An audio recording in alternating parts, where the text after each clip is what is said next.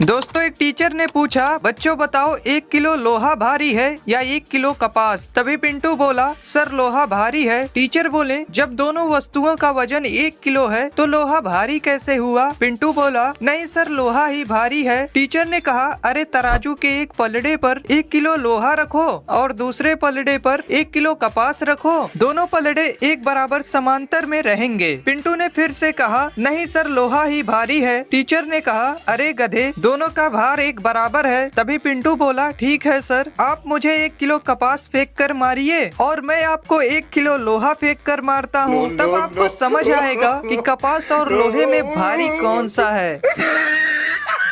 दोस्तों एक राजा के बगीचे में एक अंगूर का बेल था और उस बेल पर एक चिड़िया रोज आकर बैठती थी। वह मीठे अंगूर को खाती थी और खट्टे अंगूर को नीचे गिरा देती थी। एक दिन राजा ने उसे पकड़ लिया। चिड़िया बोली, राजा मुझे छोड़ दो, मैं आपको ज्ञान की 4 बातें बता सकती हूँ। राजा ने कहा, बताओ फिर मैं तुम्हें छोड़ दूंगा। चिड़िया बोली, पहली बात, हाथ में आए शत्रु को कभी नहीं छोड़ना चाहिए। दूसरी बात, असंभव बातों पर कभी विश्वास नहीं करनी चाहिए। तीसरी बात, बीती हुई बातों पर कभी पश्चाताप नहीं करना चाहिए। चिड़िया बोली, राजा चौथी बात बड़े ध्यान से सुनना, लेकिन पहले मुझे जरा ढीला छोड़ दें क्योंकि आपके हाथों में मेरा दम घुट रहा है। राजा ने जैसे ही हाथ ढीला छोड़ा, चिड़िया तुरंत उड़कर एक पेड़ पर बैठ गई और बोली, राजा चौथी बात यह है कि मेरे पेट में आधा किलो का हीरा है। यदि तुम मुझे मार दिए होते तो वह तुम्हारा होता। यह सुनते ही राजा को बड़ा दुख हुआ। राजा की हालत को देखकर चिड़िया बोली, राजन आपने मेरी बातों को नहीं माना, मैं आपका शत्रु था, फिर भी आपने मुझे छोड़ दिया। मैंने बताया था कि असंभव बातों पर विश्वास नहीं करना। मैंने आपसे कहा कि मेरे पेट में हीरा है। जब मैं खुद 200 ग्राम की हूँ तो मेरे पेट में आधा किलो का हीरा कैसे हो सकता है। और तीसरी बात, अब जब मैं उड़ गई हूँ तो पश्चाताप करने से क्या मिलेगा। एक महिला ने चित्रकार से अपने कुत्ते का एक सुंदर चित्र बनाने को कहा। जब चित्र बनकर तैयार हो गया तो चित्रकार ने महिला को अपने स्टूडियो में चित्र देखने के लिए बुलाया। महिला कुत्ते के साथ स्टूडियो पहुंची और वह कुत्ते को चित्र दिखाते हुए बोली, डॉगी यह चित्र कैसा है। पर कुत्ते ने उसमें कोई इंटरेस्ट नहीं दिखाई। महिला बोली, मुझे यह चित्र नहीं चाहिए, यह मेरे कुत्ते को पसंद नहीं है। चित्रकार निराश हो गया। उसने थोड़ा सोचा और महिला से कहा, आप कल आइए, तब तक मैं इस चित्र में थोड़ा बदलाव कर दूंगा। अगले दिन जब महिला चित्रकार के स्टूडियो में पहुंची तो कुत्ता चित्र को देखते ही उसके पास गया और उसे चाटने लगा। महिला ने चित्रकार से कहा, मेरे कुत्ते को यह चित्र पसंद है, आप इसे पैक कर दो। जब महिला चित्र लेकर चली गई तो चित्रकार का नौकर बोला, मालिक कल तो कुत्ता चित्र में कोई इंटरेस्ट नहीं दिखा रहा था और एक दिन में आपने ऐसा क्या किया कि वह दुम हिलाते हुए चित्र को चाटने लगा था। चित्रकार बोला, मैंने कुछ नहीं किया, बस उस चित्र पर मांस का टुकड़ा रगड़ दिया था, इसलिए कुत्ता चित्र को चाटने लगा था।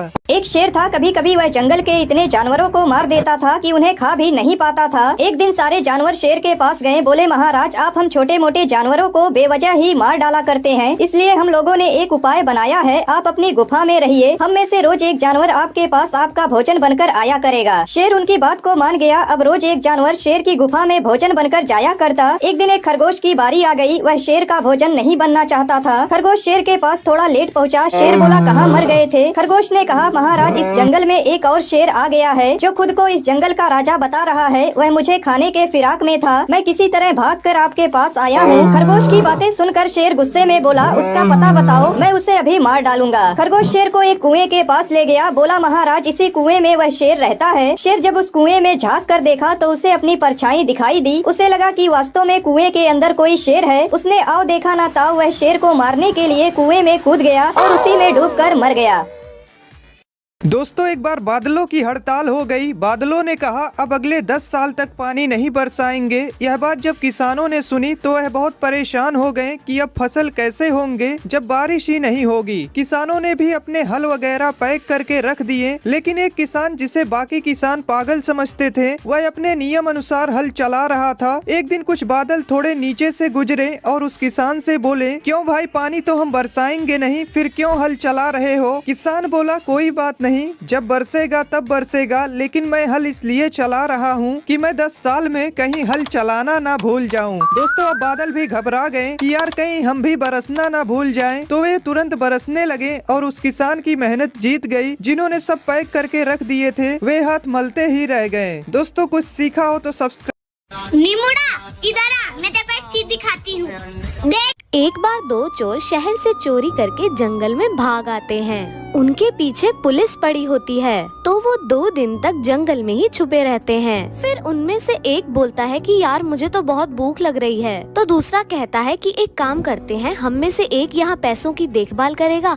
और दूसरा शहर जाकर खाना लेकर आएगा। तो उनमें से एक चोर अपना चेहरा ढककर शहर जाता है और खाने का इंतजाम करने लगता है। तो दूसरा दोस्त जंगल में बैठा सोचता है कि इसके आते ही मैं इसे मारकर सारा खाना और पैसा ले लूंगा। और यहाँ शहर में पहला दोस्त सोचता है कि मैं इस खाने में जहर मिलाकर सारा पैसा ले लूंगा। वो खाने में जहर मिलाकर जंगल में आता है, लेकिन वहाँ कोई नहीं होता। वो खाना रखकर पैसा उठाकर भागने लगता है और इतने में ही उसका दूसरा दोस्त उसे पीछे से मार देता है और उसे मारकर जैसे ही वो खाना खाने लगता है वो खुद भी मर जाता है। तो दोस्तों आपने क्या सीखा कमेंट में जरूर बताना।